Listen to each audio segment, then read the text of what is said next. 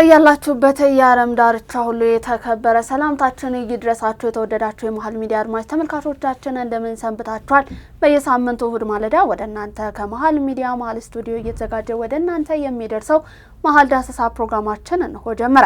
ዛሬም እንግዲህ እንደተለመደው ሁሉ በተለያዩ ርዕሰ ጉዳዮች ዙሪያ ያሳለፍነው ሳምንት እንዴት ነበር የሚለውን የተመራረጡ ሳምንታዊ ወቅታዊ የሆኑ መረጃዎችን ከናንተ ጋር እየተወያየን ቆይታ ልናደርግ ዝግጅታችንን አጠናቀን ተገኝተናል።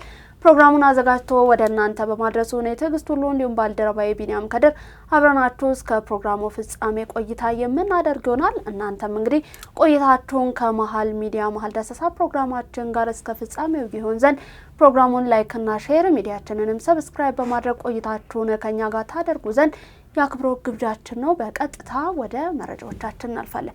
ቢኒ እንደምን ሰንብተሃል? ትጂ እንዴት ሰነበትሽ? እግዚአብሔር ይመስገን። እስቲ ምን ርዕሰ ጉዳዮች ተነሱ የሚለውን አስተዋውቀንና ወደኔ አልፋለሁ።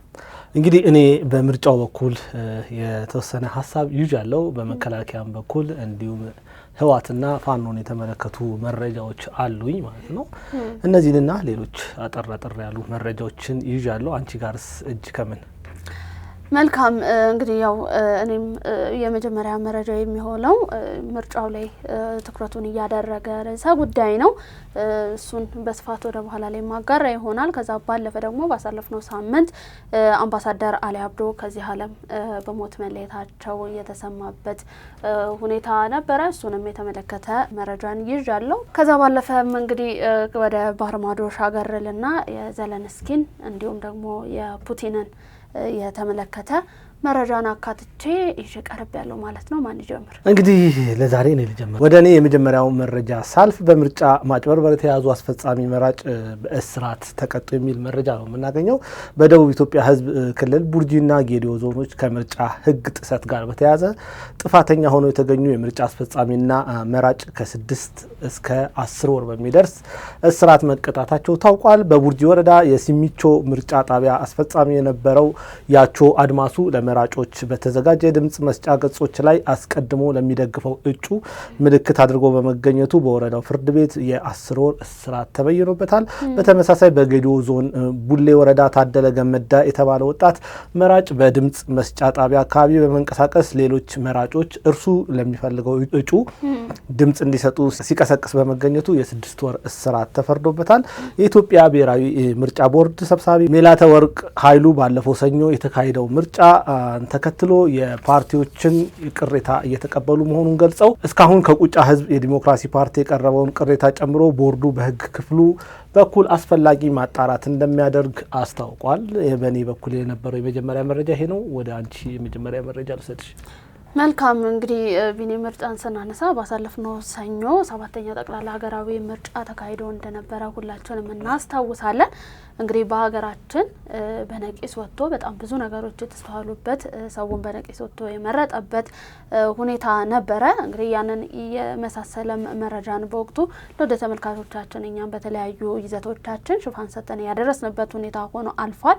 እንግዲህ እኔም እዚህ ምርጫ ላይ ነው ትኩረቴን የማደርገው ማለት ነው። በመጀመሪያ መረጃዬ በአማራ ክልል እንግዲህ ምርጫው እንዲደገም ከነእፓ ፓርቲ የተነሳን ጥያቄን የተመለከተ የመጀመሪያ ዛሬ መሃል ዳሰሳ መረጃዬ ነው ማለት ነው። እንግዲህ ነእፓ በአማራ ክልል በተወሰኑ አካባቢዎች የምርጫ ማጭበርበር ተግባራት ተፈጽመዋል በሚል ምርጫው እንዲደገም ለምርጫ ቦርድ ጥያቄን ያቀረበበት ሁኔታ እንደተስተዋለ የሰማንበት ነበረ። ባሳለፍነው ሳምንት እንግዲህ ባሳለፍነው ግንቦት 24 ቀን 2018 ዓ.ም በተካሄደው 7ኛው ጠቅላላ ሀገራዊ ምርጫ በአማራ ክልል ቀደም ብዬ እንዳነሳሁት በተወሰኑ የምርጫ ክልሎች ላይ ከምርጫ ሕግና ስነ ምግባር ያፈነገጡ ተግባራት መፈጸማቸውን ነእፓ እንዲሁም ደግሞ ነጻነትና እኩልነት ፓርቲ ያስታወቀበት ሁኔታ አለ። ፓርቲው ባወጣው ባለ 2 ገጽ የቅሬታ መስጫ እንግዲህ በደቡብ ወሎ በለጋምቦ፣ ለገሂዳ፣ ከለላ እንዲሁም ደግሞ ደብረሲና ከዛም ባለፈ በደሴ እንዲሁም ደግሞ በባህር ዳር ከተሞች የምርጫ ድምጽ አሰጣጥ ሂደት ላይ በርካታ ጎጥ ድርጊቶችን መታዘቡን የገለጸበት ሁኔታ ነበረ። ከመራጮች ካርድ በነጠላ ከመሰብሰብ ጀምሮ በምስጢር ድምጽ መስጫ ቦታዎች ውስጥ ገብቶ ተጽዕኖ እስከ ማድረግ እንዲሁም ደግሞ በባህር ዳር ከተማ ደግሞ 70 ህጋዊ የፓርቲው ታዛቢዎች እንዳይታዘቡ እስከ መከልከል የደረሱ ችግሮች መፈጸማቸውን በላከው መግለጫ ላይ ጠቅሶ ቅሬታን ለምርጫ ቦርድ ያቀረበበት ሁኔታ ነበረ። በዛም ደግሞ በእነዚህ አሁን በጠቀሳቸው አካባቢዎች ላይ ምርጫው ድጋሚ እንዲካሄድ ፍላጎት እንዳለ የገለጸበት ሁኔታ ነበረ። እንግዲህ በእነዚህ የምርጫ ክልሎች የተመደቡ የምርጫ ቦርድ አስፈጻሚዎች ራሱ ነጻና ገለልተኛ ለመሆናቸውን የገለጸው ፓርቲው የምርጫ ቦርድ ጉዳዩን በአስቸኳይ መርምሮ የህግ እርምጃን እስኪወስድ ድረስ ጊዜያዊ ውጤትም ከመገለጽ እንዲቆጠብ እንዲሁም ምርጫው ደግሞ በዛ በተባለበት አካባቢ እንዲደገም ጠይቋል ማለት ነው። ቢኒ ነው የምርጫ ቦርድም እንግዲህ እያሳወቀው ያወጣው ባለው መረጃ መሰረት ቅሬታ ማቅረብ እንፈልጋለን የሚል አካል ሁሉ ቅሬታውን በማስገባት እስከ ተባለለት ቀነ ገደብ ድረስ ያንን ቅሬታዎቹን መርምሮ ለነዛ ቅሬታዎች እልባትን እየሰጠ እንደሚገኝ ለዛም ደግሞ በሩ ክፍት መሆኑን የምርጫ ቦርድ እንግዲህ ወይዘሮ ሜላትወርቅ ኃይሉ በተደጋጋሚ እየገለጹበት ያሉበት ሁኔታ አለ ማለት ነው። ጊዜያዊ የምርጫው ውጤቶች በተለያዩ የሀገራችን ክፍሎች ባሉ ምርጫ ጣቢያዎች እየተለጠፉ እንደሆነ እየሰማን ነው።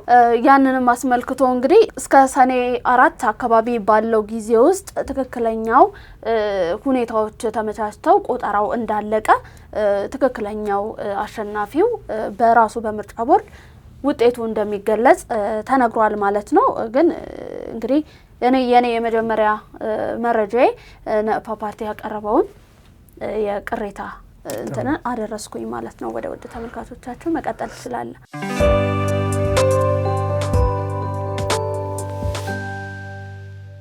ጥሩ እንግዲህ እኔ ወደ አርሲ ነው የምወስድሽ። የአርሲውን ጥቃት ተከትሎ ቋሚ ሲኖዶሱ ጥብቅ ስብሰባ ማድረጉ ታውቋል ማለት ነው። ቋሚ ሲኖዶስ በምስራቅ አርሲ ሀገረ ስብከት በአስኮ፣ በሽርካ፣ በሆንቆሎ፣ ዋቢ ወረዳዎች በኦርቶዶክሳውያን ወገኖች ላይ የደረሰውን ጥቃት ተከትሎ በትናንትናው ዕለት ባካሄደው መደበኛ ስብሰባ የተለያዩ ውሳኔዎችን አሳልፏል። ከውሳኔዎቹ መካከል የአካባቢው ምዕመናን የሚያጸኑ አባቶችን መመደቡን አንዱ ነው። ከዚህ በተጨማሪ በችግሩ ምክንያት ለተፈናቀሉ ወገኖች ድጋፍ እንዲደረግ በብፁዕ አባቶች የሚመራ የቤተ ክርስቲያኒቷ ልኡካን ቡድን ችግሩ ወደ ተፈጠረበት ቦታ በመሄድ ተጎጂዎችን እንዲጎበኝ እንዲያጽናናና አስፈላጊውን ጊዜያዊ ድጋፍ እንዲያደርግ ወስነዋል። ቅዱስ ሲኖዶስ በጠቅላይ ቤተ ክህነት በኩል በሚቋቋሙ ኮሚቴ አስተባባሪነት በተፈጠረው ችግር ምክንያት የመቃጠል አደጋ የደረሰበት ጥንታዊው የጠላታ ቅዱስ ገብርኤል ቤተ ክርስቲያን እንዲያሰራ፣ ከቀያቸው የተፈናቀሉ ወገኖች በቋሚነት ወደ መኖሪያቸው እንዲመለሱ፣ በሀገረ ስብከቱ ዳግመኛ መሰል ችግር እንዳይፈጠር ጥናት አካሂዶ ከመፍትሄ ሀሳብ ጭምር የሚያቀርብ አብይ ኮሚቴ ተሰይሞ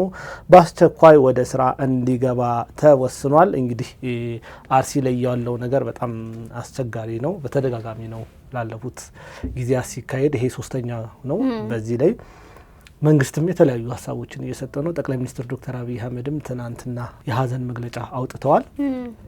ነገሩ ሸኔ እንደፈጸመም በመንግስት በኩል እየተናገረ ይገኛል። ዞሮ ዞሮ በእምነቱ ተከታዮችም እንዲሁም ደግሞ በተለያዩ የሀገራችን ክፍል ላይ ባሉ ማህበረሰቦች እንግዲህ ቢኒ ይሄንን ጉዳይ በጣም መንግስት አጽንኦት ሰጥቶ እንዲመለከተውና ወደ መፍትሄ እንዲገኝ እንዲበጅለት ጥያቄን እያቀረቡ ያሉበት ሁኔታ አለ። ከዛ ባለፈም እንግዲህ ታላላቅ የሚባሉ ኡስታዞችም ጭምር ባሳለፍነው ሳምንት በዚሁ በምስራቅ አርሲ ላይ በተካሄደው የግድያ እንዲሁም ደግሞ የቤተ ክርስቲያን መቃጠል ከዛም አልፎ የዘረፋ ሁኔታዎች መስተዋላቸውን ተከትሎ ሀዘናቸውን እየገለጹበት ያሉት ሁኔታ አለ ማለት ነው። እንግዲህ እንደውም ትላንትና በአካባቢው ያሉ ፖሊስ ኃላፊዎች በቁጥጥር ስር እንደዋሉ የሚያሳዩ መረጃዎች እየወጡ ነው። ቀደም ብለህ አንተም እንዳነሳው የፌዴራል ጠቅላይ ሚኒስትር ዶክተር አብይ አህመድም እንግዲህ በጠቅላይ ሚኒስትር ጽህፈት ቤት መግለጫን ሰጥተዋል፣ የሀዘን መግለጫቸውን። ያ ደግሞ ድርጊቱ የተፈጸመው በዋናነት ግብ ያደረገው ባሳለፍነው ሰኞ የተካሄደውን ጠቅላላ ሀገራዊ ምርጫን ለማደናቀፍ ከተለያዩ ሀገር ውስጥ ካሉ እንዲሁም ደግሞ ከሀገር ውጪ ባሉ ጽምዶ ተብሎ በሚጠራው ትስስር ማለት ነው በዛ አማካኝነት የተፈጸመ እንደሆነ ነገር ግን ምርጫው ከመደናቀፍ ያለፈበትን ሁኔታ በስፋት ያሳየ መግለጫን ከጠቅላይ ሚኒስትር ጽህፈት ቤት የወጣበት ሁኔታ አለ ማለት ነው። እንግዲህ አሁንም የሚመለከታቸው አካላት እዛ አካባቢው ላይ ላሉ የሞቱት ሞተዋል፣ የተዘረፈው ቤተክርስቲያንም ተዘርፏል። እንግዲህ የተቃጠለውም እንደዛው ቢኒ ግን ከዛ ባለፈ አሁንም እዛ ቦታ ላይ ያሉ ማህበረሰብ ድጋፍ ትኩረትን የሚሹ ናቸውና ትኩረት የሚመለከተው አካል ትኩረት እንዲሰጥ እንላለን። እኛም በዳሰሳ ፕሮግራማችን ስም ወደ ሁለተኛው መረጃ ያልፋለሁ። ጥሩ እሺ፣ አይ ከማለፍሽ በፊት ግን አንድ እዚህ ነገር ማለት እንፈልገው ነገር ምንድነው መሰለሽ፣ በተደጋጋሚ ነገሮች ሲከሰቱ መንግስት ወደ ሆነ ነገር ሲለጥፈው ኦር የሆነ ነገር ላይ ሲያደርገው ጽምዶ ነው ብንል ፋኖ ነው ብንል ወይም ኦነግ ነው ብንል መፍትሄ አይሆንም። መፍትሄ ነው የሚያስፈልገው። ማህበረሰቡ በመንግስት ላይ ያለውን አመኔታ ከማጣቱ በፊት መንግስት ትልቅ ስራ መስራት አለበት። አይ ነው መንግስት ይሄን ነገር እንደማያደርግ ሁላችንም እናውቃለን። እንደማይገድል፣ እንደማያፈናቅል፣ እንደማያቃጥል። ግን እነዚህ ተቃዋሚ ኃይሎች ይሄንን ካደረጉ በኋላ መንግስት ጨካኝ እንደሆነ አረመኔ እንደሆነ በማህበረሰቡ ውስጥ ለመስራት እየፈለጉ ስለሆነ መንግስት ይሄ ገብቶት ነገሮችን በፍጥነት እንዲያስተካክል እንፈልጋለን። እኛም ማለት ነው ልባት እንዲሰጠው ያስፈልጋልና ትኩረት እንላለን። መልካም እንግዲህ ወደ ሁለተኛ መረጃ ልለፍ። አምባሳደር አሊ አብዶ ከዚህ ዓለም በሞት መለየታቸውን ሰምተናል። ባሳለፍነው ሳምንት የቀድሞ የአዲስ አበባ ከተማ ከንቲባ የነበሩት አምባሳደር አሊ አብዶ እንግዲህ ባደረባቸው ህመም በሕክምና ላይ ሲረዱ ቆይተው ነው ከትላንትና በስቲያ ማለት ነው አኬራ ሄደዋል የሚል የአዲስ አበባ እስልምና ጉዳዮች ከፍተኛ ምክር ቤት መግለጫን ባወጣበት ሁኔታ የገለጸበት ሁኔታ አለ። የቀብር ስነ ስርዓታቸውም እንግዲህ በዛው ባረፉበት ቀን ዕለተ አርብ ማለት ነው ከትላንትና በስቲያ በዳለቴ አካባቢ በሚገኘው የሙስሊሞች የቀብር ቦታ ቤተሰቦቻቸው፣ ወዳጅ ዘመዶቻቸው እንዲሁም ደግሞ ከፍተኛ የመንግስት የስራ ኃላፊዎች በተገኙበት ከጁማ ሶላት በኋላ የተከናወነበት ሁኔታ አለ ማለት ነው። አምባሳደር አሊ አብዶ እንግዲህ በአርሲ ዴራ ከተማ ከአባታቸው አቶ አሊ ሱሌማን እንዲሁም ደግሞ ከእናታቸው ወይዘሮ አጸደ ወልደ ማርያም የተወለዱት ሲሆን ከትዳር አጋራቸውም እንግዲህ 3 ሴቶችንና 1 ወንድ ልጅን በአጠቃላይ የ4 ልጆች አባት ነበሩ። 27ኛው የአዲስ አበባ ከተማ ከንቲባ በመሆን ከ1990 እስከ 1995 ድረስ አዲስ አበባን በከንቲባነት የመሩ መሪ ናቸው ማለት ነው። ከዛም ባለፈ ደግሞ በሱዳን እንዲሁም ደግሞ በናይጄሪያ የኢትዮጵያ አምባሳደር በመሆንም ሀገራቸውን ያገለገሉ የሀገር ታላቅ ባለውለታ መሆናቸው ነው የተገለጸው። ይህንንም አስመልክቶ እንግዲህ በአሁኑ ጊዜ የአዲስ አበባ ከንቲባ የሆኑት ወይዘሮ አዳነች አቤቤም በአምባሳደር አሊ አብዶ ህልፈተ ህይወት እየተሰማቸውን ጥልቅ ሐዘን ባጋሩት በሶሻል ሚዲያ ገጻቸው ላይ ባወጡት መግለጫ መሰረት የገለጹበት ሁኔታ አለ ማለት ነው። እኛም በመሀል ሚዲያ መሀል ዳሰሳ ፕሮግራማችን ስም ለአምባሳደር እንዲሁም ደግሞ በ27ኛው የአዲስ አበባ ከተማ ከንቲባ በነበሩት አምባሳደር አሊ አብዶ ህልፈተ ህይወት የተሰማንን ጥልቅ ሐዘን የምንገልጽ ይሆናል። ለወዳጅ ዘመዶቻቸው፣ ለቤተሰቦቻቸው እንዲሁም መጽናናትን እንመኛለን ማለት ነው።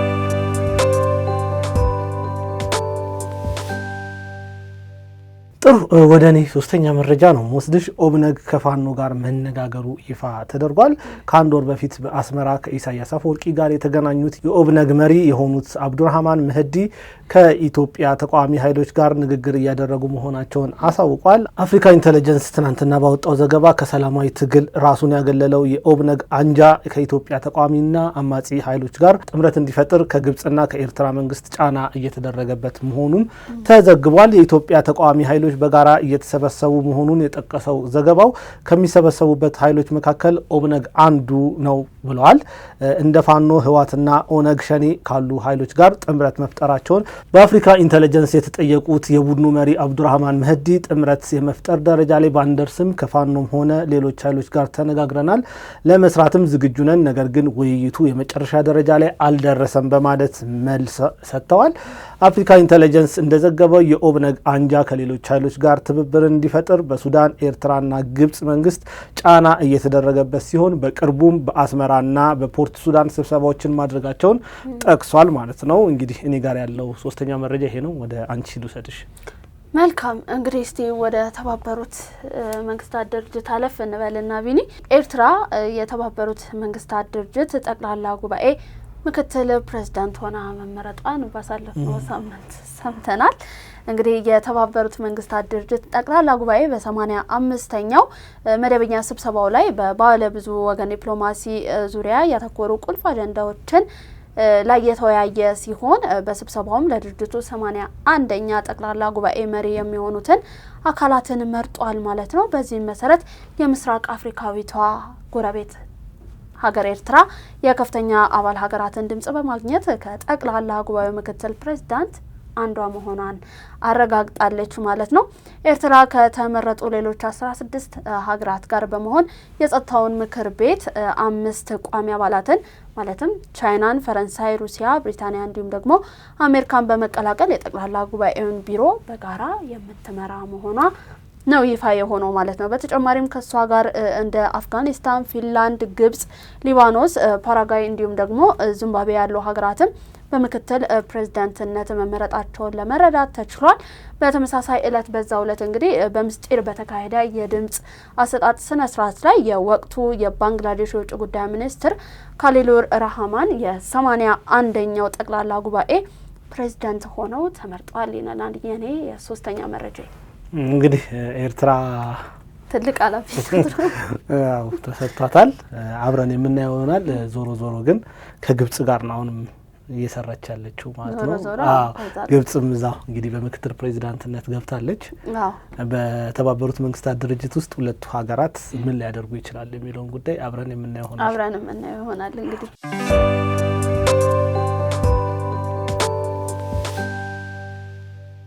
ወደ እኔ አራተኛው መረጃ ሳልፍ መከላከያን የተመለከተ መረጃ ነው የማጋራችሁ። ሰሞኑን በደቡብ ጎንደር፣ በምዕራብ ጎጃም፣ በሰሜን ጎጃምና በአዊ ዞን ምስራቅ እዝ ባደረገው ኦፕሬሽን 204 ተላላኪ ጽንፈኞችን በመደምሰስ 161 ማቁሰሉን መከላከያ አሳውቋል። በሰሜን ጎጃም ዞን የተሰማራው ኮር አዛዥ ብርጋዴር ጄኔራል አዲሱ መሐመድ ችግር ለመፍጠር አስቦ ህዝብን ለመረበሽና ሁከት ለመፍጠር የተንቀሳቀሰው በሰራዊቱ በማህበረሰቡ እንዲሁም በክልሉ የጸጥታ አካላት መመታቱን ተናግሯል። በዚህ ቀጠና ጠላትን መደምሰስና ማቁሰል የተቻለ ሲሆን ህብረተሰቡ ለሰላም ያለውን ጽኑ ፍላጎትና የዘራፊውን ጽንፈኛ ተልዕኮ አንግቦ ለሚንቀሳቀሱ ቡድኖች ያለውን የመረረ ጥላቻ አሳይተዋል ሲሉ ተናግረዋል።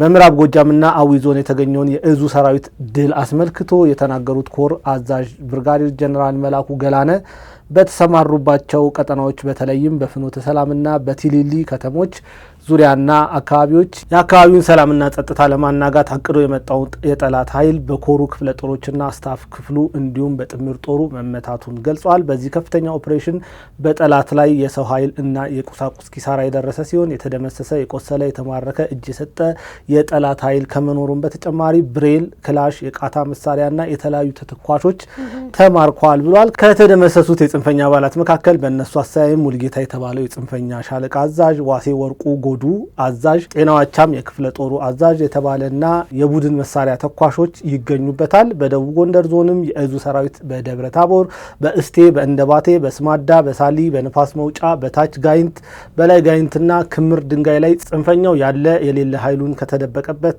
ጉድጓድ አሰባስቦ የህብረተሰቡን ሰላም ለማወክ ቢመጣም በሰራዊቱ በክፍሉ የጸጥታ ኃይል የተቀናጀ ኦፕሬሽን ጠላት ሙትና ቁስለኛ መሆኑን የቀጠናው ኮር ምክትል አዛዥ የሆኑት ኮሎኔል ልጃለም ምትኩ አብራርቷል። በጠላት ላይ ማቴሪያላዊና ሰብአዊ ኪሳራ የደረሰ ሲሆን ጠላት ተደምስሷልም ቆስሏልም፣ የተማረከም ክላሽ፣ የቃጣ መሳሪያ እና ጂም 3 መሳሪያ መኖሩንም ተገልጿል። በቀጠናው ግዳጃቸውን በአመርቂ ውጤት እየፈጸሙ ያሉት ክፍለ ጦር አመራሮች እንደተናገሩት ሰራዊቱ ጠላቱን ጠንቅቆ የሚያውቅና ለሚሰጠው ግዳጅ አስፈላጊውን ሞራላዊና ወታደራዊ ዝግጅት በማድረግ በጠላት ላይ ከፍተኛ ጥቃት በመፈጸም ተስፋ እንዲቆርጥ አድርገዋል ሲል መከላከያ ዘግቧል ማለት ነው።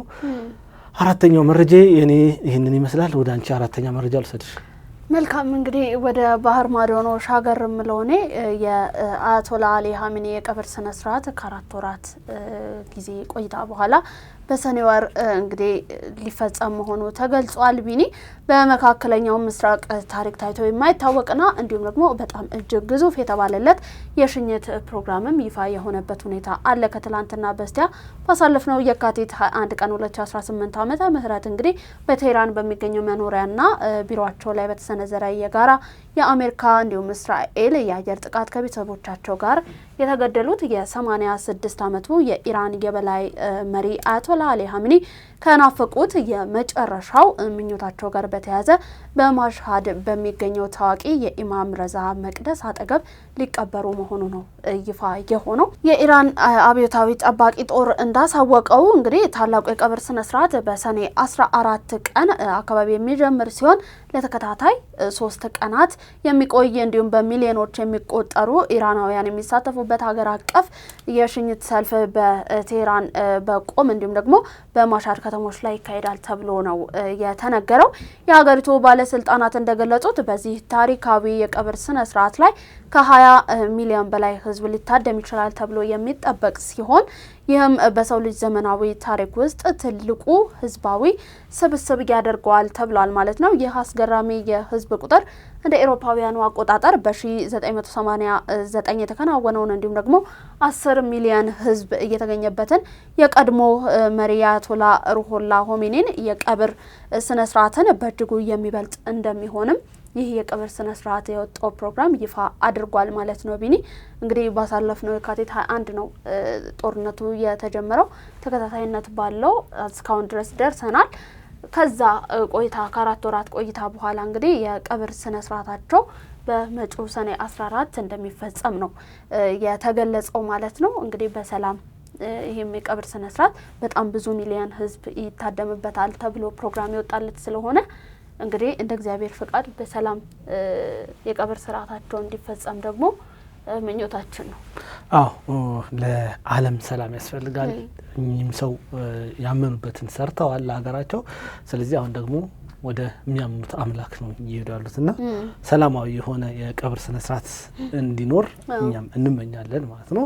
ወደ እኔ የመጨረሻው መረጃ ነው ወስድሽ። የእምነት ተቋማት የማንኛውንም የፖለቲካ ማስፈጸሚያ ሊሆኑ አይገባም ሲል የሰላም ሚኒስቴር አስታውቋል ማለት ነው። በአገሪቱ የሚገኙ የእምነት ተቋማት የማንኛውም የፖለቲካ ጉዳዮች ማስፈጸሚያ ሊሆኑ አይገባም ያሉት የሰላም ሚኒስትር የሆኑት መሐመድ እንድሪስ ናቸው። ሚኒስትሩ ወቅታዊ ሀገራዊ ጉዳዮችን በማስመልከት በሰጡት መግለጫ ሰሞኑን በአርሲ ዞን የተለያዩ አካባቢዎች ሽብርተኛው ሸኔ በንጹሃን ላይ የፈጸመውን ጥቃቶች አውግዘዋል። በዞኑ አስኮ ወረዳ ደለታ ጨፌ ቀበሌ በተፈጸመ ጥቃት 4 ንጹሃን ዜጎች የተገደሉ ሲሆን አንድ የኦርቶዶክስ ተዋሕዶ ቤተክርስቲያን እንዲሁም 65 መኖሪያ ቤቶች ተቃጥለዋል ነው ያሉት። በተመሳሳይ በሽርካና ሆንቆሎ ዋቢ ወረዳዎች በሽብር ቡድኑ ታግተው የነበሩ በድምሩ 4 ንጹሃን መገደላቸውን ገልጾ በዞኑ በተፈጸመ ጥቃት 8 የጸጥታ አካላት መስዋዕት መሆናቸውንም ገልጿል። በዞኑ የተፈጸሙትን ጥቃቶች ለማዛባትና የተለያየ ቅርስ ለማስያዝ የተደረገው ሙከራዎች የሚወገዙ ናቸው ብለዋል። እንዲህ አይነት ክስተት ሲፈጠር ህብረተሰቡን ወደ ግጭት ለማስገባት የሚደረጉ ሙከራዎች ተገቢ አለመሆናቸውን ገልጸው የእምነት ተቋማት የማንኛውም የፖለቲካ ማስፈጸሚያ ሊሆኑ እንደማይገባ አሳስበዋል። በኦሮሚያ ክልል ከ6000 በላይ አድባራትና ከፍተኛ ሃይማኖታዊ ቦታ የሚሰጣቸው በርካታ ገዳማት እንደሚገኙ የገለጹት ሚኒስትሩ የክልሉ መንግስትና ህዝብ እነዚህን የእምነት ስፍራዎች ለዘመናት ሲጠብቅ መቆየታቸውንም አውስተዋል ማለት ነው። በእኔ በኩል ያለው የመጨረሻው መረጃ ይሄን ይመስላል። ወደ አንቺ መጨረሻ መረጃ ልውሰድሽ። ወደ እኔ የመጨረሻው መረጃ ስናልፍ እንግዲህ ውድ ተመልካቾቻችን የዩክሬኑን ፕሬዝዳንት እናገኛለን።